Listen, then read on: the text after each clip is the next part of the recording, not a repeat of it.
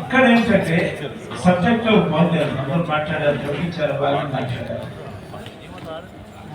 Bar council లో 20 మంది ఉన్నారు, only 1 SC. There is no reservation for SC/STs. The Bar Council of the State of Andhra Pradesh are relegated the Bar Council as per the rules and regulations of the Bar Council of India.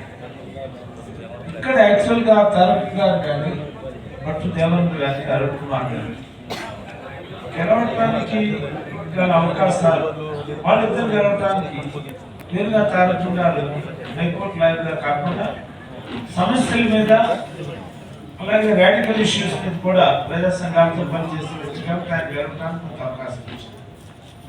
తర్వాత భట్టు దేవాలయాన్ని గెలవడానికి కొన్ని కారణాలు ఉన్నాయి. విశాఖపట్నం బార్లో ఆయన ఒక OC office లో పనిచేసేవాడు, ఒక కాంప్లైన్ ఆఫీస్ లో పనిచేసేవాడు, ఎంకే సీతారామయ్య. అక్కడ వాళ్ళందరూ కూడా గట్టిగా పనిచేసి డబ్బులు ఖర్చు పెట్టారు. In fact mister Devan is not in the financial capacity. ఆ తర్వాత నేపథ్యంలో అరుణ్ కుమార్ ఎట్లాగంటే అరుణ్ కుమార్